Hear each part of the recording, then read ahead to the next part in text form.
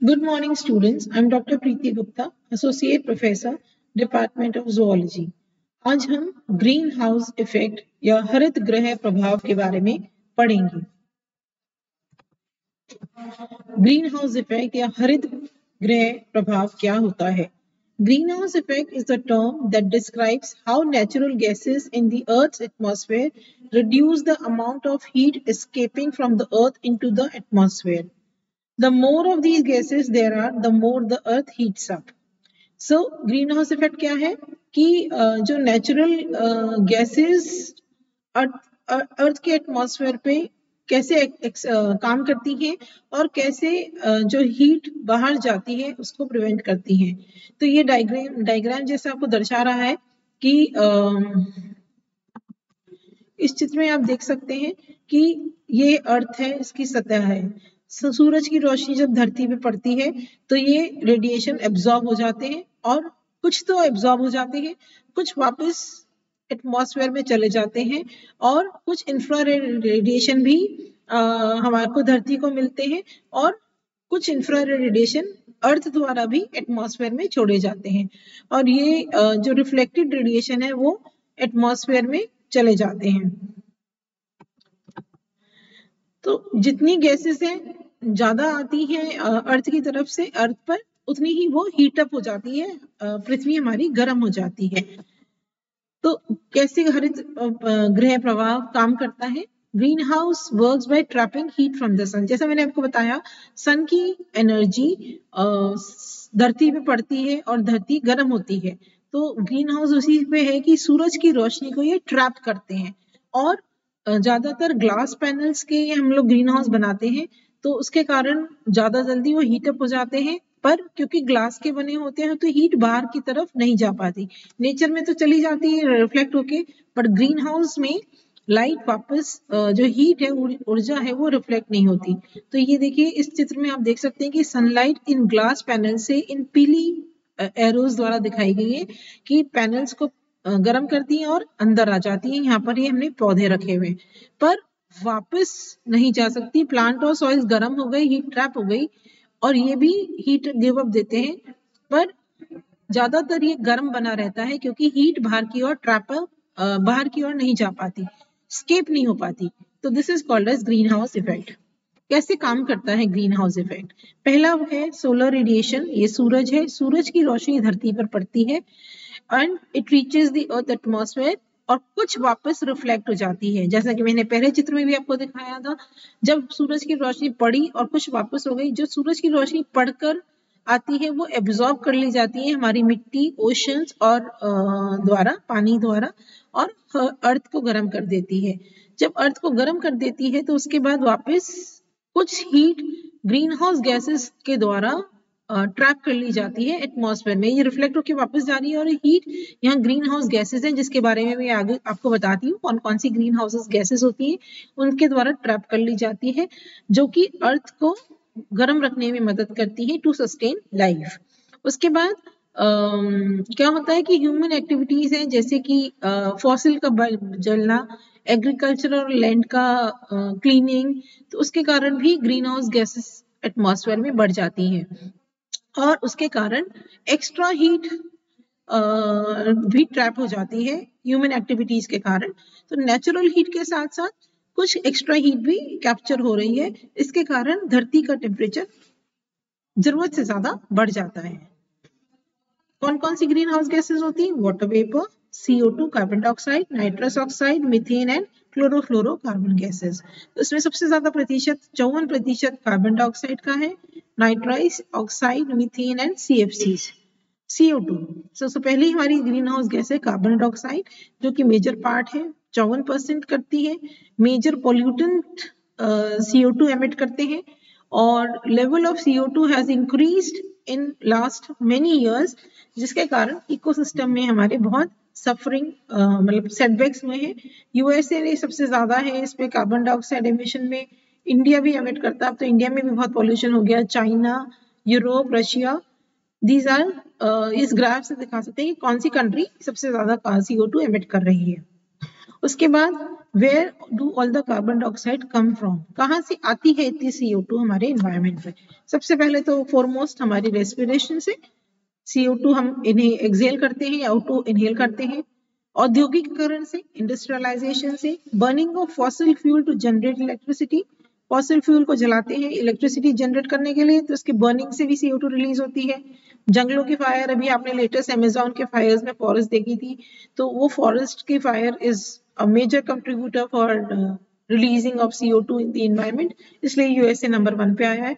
CO2 is now 1/3 more than before industrial revolution.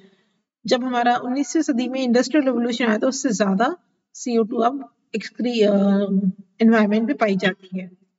Second हमारी greenhouse gas है methane.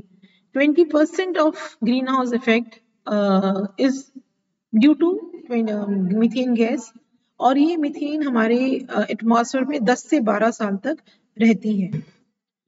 तीसरी है chlorofluorocarbons. It is a harmful gas जो कि ozone layer को का हनन कर रही है, यानी डिप्लीट कर रही है हमारी ओजोन लेयर को। आप जानते हैं, सभी फैमिलियर है, एक एंटार्क्टिका रीजन में ओजोन लेयर पे एक छिद्र भी हो गया है जिसे हम ओजोन होल कहते हैं। सो क्लोरोफ्लोरोकार्बन कहाँ से मिलते हैं? एरोसोल स्प्रेस, जो एरोप्लेन्स हैं उनसे जो धुआं निकलता है, फ्रिज में जो कूलेंट पाए जाते हैं, एयर कैनिस्टर्स में जो ये स्प्रे हम निकलता है उसमें क्लोरोफ्लोरोकार्बन्स होता है, क्लीनिंग सॉल्वेंट्स में पाया जाता है। और ये जो CFC है इसका है कि ये बहुत ज्यादा इसमें क्षमता होती है कार्बन डाइऑक्साइड मॉलिक्यूल्स को ट्रैप करने की। तो कम से कम ये कहा जाता है कि एक molecule 1 lakh carbon dioxide molecule तक को ट्रैप कर सकता है। दूसरी इंपॉर्टेंट बात की CFC बहुत लंबे समय तक हमारे वातावरण में रहती है। तो क्या हो सकता है इन CFCs और CO2 और मीथेन्स के ज्यादा होने से?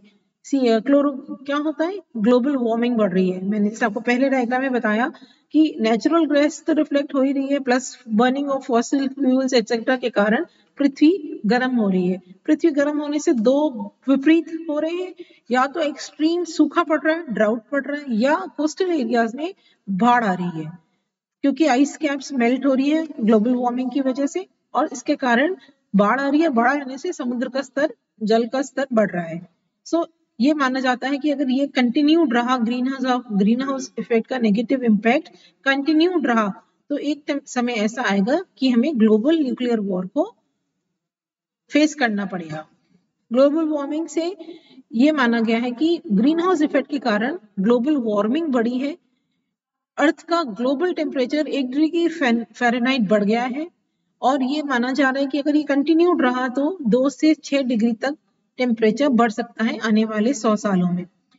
और इतना छोटा, इवन थोड़ा सा डिग्री टेम्परेचर भी पूरे पृथ्वी के क्लाइमेट को में बहुत अंतर, चेंजेस लाता है।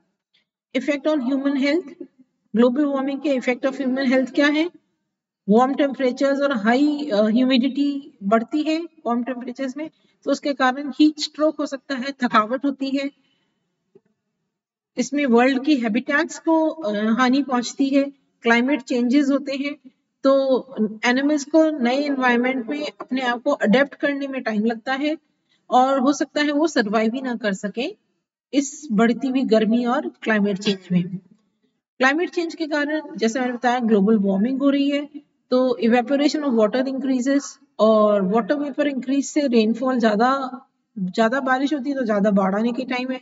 उसके अलावा कई जगह मतलब दोनों तरह की विपरीत कंडीशंस होती हैं, या तो बहुत सूखा पड़ता है, या जहाँ पानी की शॉर्टेज होती है और लू चलती है, या वेट एरियाज है जहाँ पे तूफान आते हैं या फ्लड्स आते हैं। जैसे हम उड़ीसा, हमारे कोस्टल एरियाज, आंध्र प्रदेश और इधर देखते हैं कि खूब फ्लड्स या तूफान आते हैं, समुद्री तूफान या लैंडस्लाइड्स आते हैं।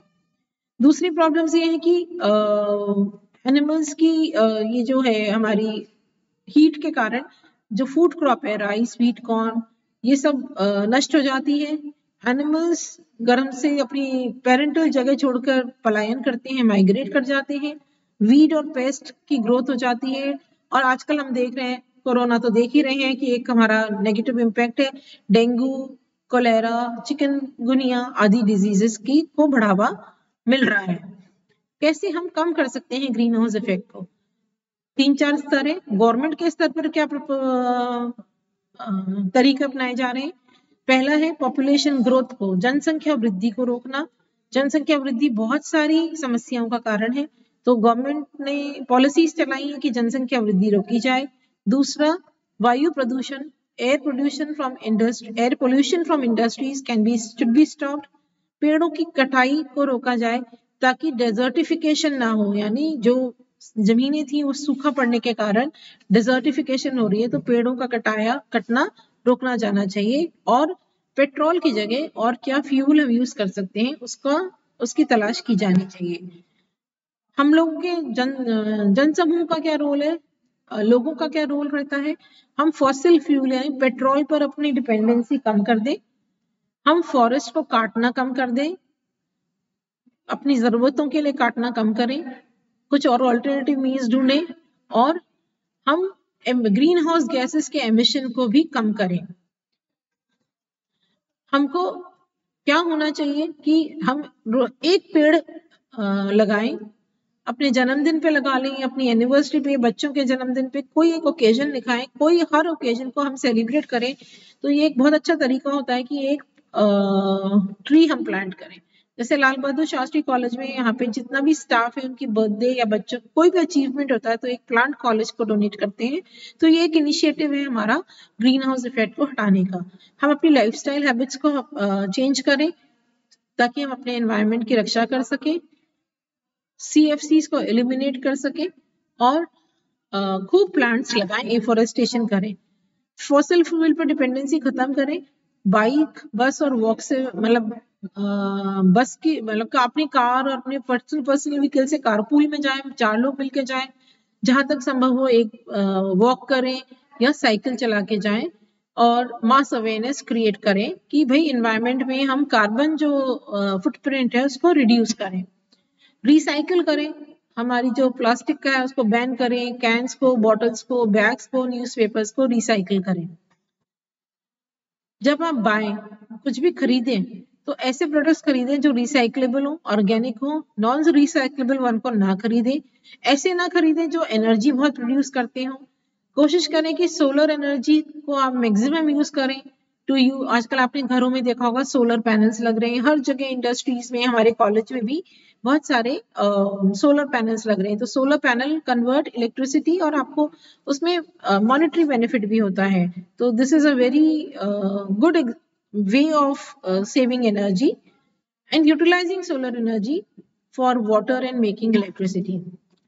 इंटरनेशनल एफर्ट्स क्या है ग्रीन हाउस इफेक्ट को रिफ्लेक्ट करने के? क्योटो ट्रीटी थी 1997 की, जिसके हिसाब से इन्होंने ये ट्रीटी में कहा था कि ग्रीन हाउस इफेक्ट का 5% लेवल कम कर दिया जाएगा बाय 2012 तक, और शायद ये सक्सेसफुल भी हुए। फिर पेरिस एग्रीमेंट में ये भी कहा गया, यूनाइटेड नेशंस फ्रेमवर्क कन्वेंशन और क्लाइमेट चेंज, इसमें एक पेरिस एग्रीमेंट हुआ था जिसमें green house gas imitation adaptation और फाइनेंस 2020 से ये शुरू किया जाएगा, जो कि ग्रीन हाउस गैसेस एमिशंस को मैनेज करेगा। सो समरी इज कि एनवायरमेंटल क्राइसिस जो ग्रीन हाउस इफेक्ट्स के कारण होता है, उसके कारण हेल्थ इफेक्ट होगी। क्यों इफेक्ट होगी? एयर पोल्यूशन के कारण अस्थमा होगा, रेस्पिरेटरी प्रॉब्लम्स हो सकती है, वाटर पोल्यूशन के कारण पॉइजन हो सकता है अपने फूड सोर्सेज पे। तो फिशेज हमारा एक मेजर फूड सोर्स है, वाटर पोल्यूशन के कारण वो संक्रमित होगी और हम उसे खाएंगे तो बीमार पड़ेंगे। और पेड़ों की कटाई से हैबिटेट लॉस तो है ही, और बहुत सारे मेडिकल सॉल्यूशंस का हम हनन करते हैं। प्रॉपर्टी फ्लड से प्रॉपर्टी चली जाती है, पोल्यूशन होता है तो हमारे वाटर के स्रोत और हमारी जमीनी जो स्रोत है वो सब नष्ट होते हैं। मिट्टी का कटाव होता है तो उसके कारण डिजर्टिफिकेशन होता है और खेती हर जो जमीन है उसका हनन होता है। सो एनवायरमेंटल कॉस्ट हमको हेल्थ पर सफर कराता है, हमारी प्रॉपर्टीज को नुकसान करता है, एज वेल एज इकोनॉमिकली भी हमें बहुत हानि पहुंचाता है। So in the end I would like to say कि can we not be concern कि हमको इतनी लॉसेस हो रहे हैं इससे, तो it's the time that we get up and try and reduce greenhouse gas emission and protect our environment. Thank you.